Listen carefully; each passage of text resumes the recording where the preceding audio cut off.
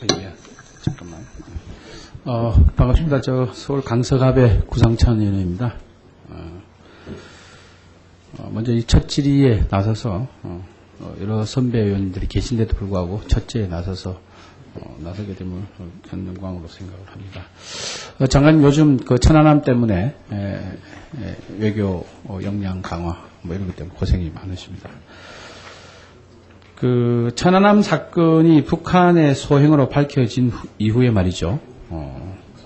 우리 정부는 초기에는 강력한 안보리 결의안 채택이 1차 목표다. 뭐 이렇게 시작을 하면서 초기에는 강력한 대응을 강조하기 시작했습니다.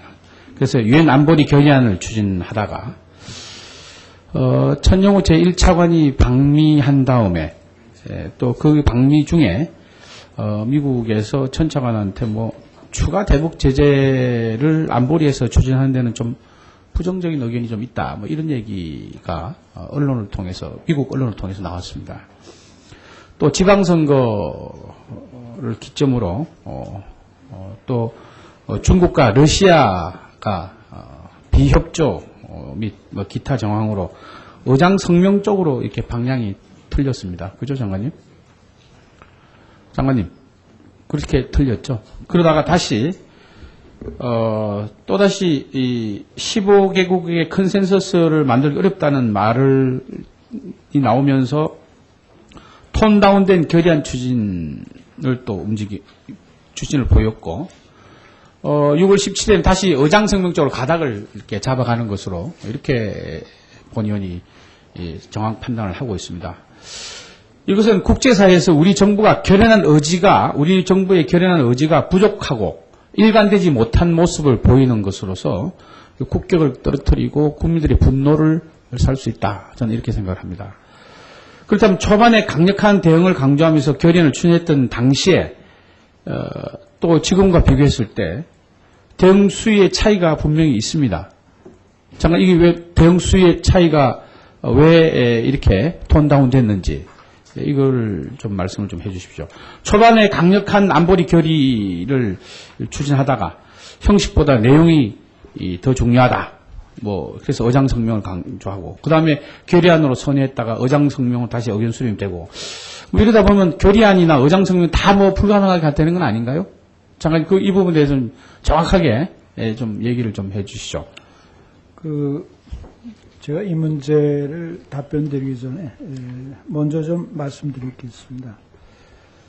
이 안보리에서 이게 결의안을 할 것이냐, 의장 성명을 할 것이냐, 어떤 걸 먼저 시도할 것이냐는 건 아주 세부적인 그 안보리 그 대책의 일환입니다. 아주 구체적인 거고.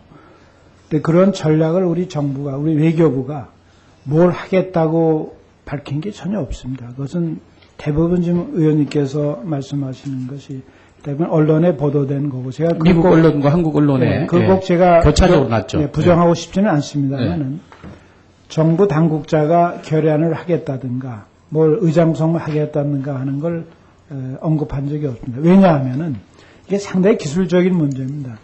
결의안이라는 것은 물론 법적 효과가 있고 그렇지만 의장성명은 또 정치적인 의미가 더 큽니다. 왜냐? 만장일치로 문안까지 합의돼야 되기 때문에 그래서 문안이 합의 안 되면은 표결을 통해서 소위 스플릿 보트라고 합니다만은 반대할 사람 반대하고 찬성하면 찬성하라 하는 그런 방향도 있기 때문에 이것이 꼭 결의안이다 의장성명이다가 어느 것은 좋고 어느 것은 나쁘다 이렇게 단정적으로 얘기할 수는 없습니다. 그리고 한 가지 더 중요한 것은 북한에 대한 제재 결의는 이미 1874호에 의해서 완벽할 만큼 제재가 있고 또 그 전에 된 1785호에 의해서도 또 제재 결의가 되어 있습니다. 그래서 이것을 제재를 하기 위해서는 반드시 결의안이 필요합니다. 그것은 법적 효과가 있기 때문에.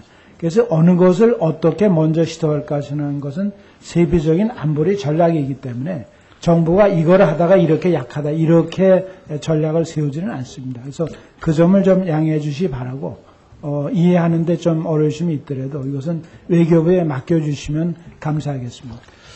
장관 생각은 그렇다고 생각을 하더라도요. 일반 국민들은 어떻게 이 상황을 보고 있냐면 안보리에서 1차 목표가 실현되기 어려워지니까 그 쏟아질 비난을 감수해서 오히려 물타기 작전을 하지 않았냐 하는 분석이 있습니다. 어떻게 생각하십니까?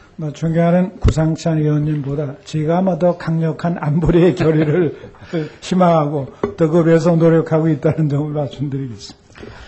좋습니다. 그 유엔사 특별조사팀이요. 북한의 천안함 공격은 정전협정 제2조 12항, 15항을 각각 위반한 것이라는 결론을 낸 거 아시죠? 네. 예. 그거에 준해서 말이죠. 이 천안함 사고 안보리 대응 방안과 관련해서 정전협정 37조에 보면 말이죠. 이게 이제 37조가 중립국 감시위원회가 정전협정의 이행 여부를 감독, 감시, 조사 또 시찰할 수 있도록 규정되어 있지 않습니까? 그래서 이 정전협정 37조를 운용해서 유엔 공동조사단 구성을 우리가 먼저 제안하면 어떻게 하느냐는 학계의 지적도 있습니다. 이건 왜냐하면 유엔 공동조사단이 조사를 구성해서 조사를 하면 여기서 나오는 결과에 대해서 누구도 이의를 제기할 수 없을 뿐 아니라 이에 대해서 중국이 우리의 협조가 좀 미비하다고 생각하는 중국이 난색을 표명할 경우 또 북한이 소행이 밝혀질 것을 우려해서 지적을 피할 수 있는 이런 여러 가지를 압박하는 카드로 사용할 수 있지 않겠습니까? 그래서 유엔 공동조사단 구성에 대해서는 장관 어떻게 생각하십니까? 우선 중요한 것은 시간적인 문제를 또 고려해야 됩니다. 그것이 유엔이 한 번도 그런 문제에 대해서 공동조사를 해본 적이 없기 때문에 또 과연 시간이 얼마나 걸릴지, 그래서 이게 모멘텀이 중요하기 때문에 현재 유엔 안보리에서 계류된 상태에서 또 그런 조사단을 구성한다면은 이것이 언제 어떻게 조사가 끝날지, 언제까지 이것이 또 지연이 될지를 모르기 때문에 현재 저희 정부 입장은 거기에 대해서는 지금 검토하지 않고 있습니다. 왜냐하면 우리가 과학적 투명성을 높이기 위해 가지고 우리가 민군 합동조사단에 추가해서 주요국 전문가들을 24명 이상 초청을 해서 같이 모든 그런 조사 과정에 참여했기 때문에 이것으로서 충분히 소위 정당한 의심할 여지가 없는 그런 결론에 도달했고, 이에 따라서 유럽 27개국인 EU 의회가 결의를 했고 또 미국 의회도 결의를 했고 했기 때문에 거기에 대한 국제적인 정당성과 타당성, 합리성, 투명성은 다 확보됐다고 생각을 하고 있습니다. 장관 말씀 중에 유엔 공동조사단 구성이 한 번도 없었다고 얘기를 하시지 않으셨습니까? 지금 그렇게 말씀하셨죠? 제가 기억하기엔 최근에는 기억이 없습니다. 유엔 공동조사단 구성이 한 번도 없었던 것은 역대 이런 그 만행을 저지른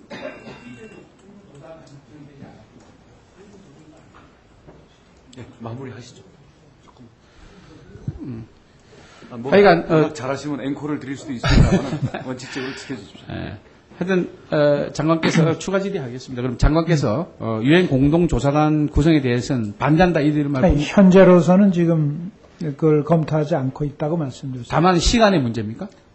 일단 현 상황을 지켜보고 그 문제는 필요하다면 추후에 논의를 하지만 현재 이렇게 하면 그 문제가 제시가 되면은 현재 추진하고 있는 유엔의 모든 프로세스가 다 이것이 관심이 흩어지고 중단이 되기 때문에 그것은 현재 우리 정부가 할 것은 아니다 이런 얘기입니다.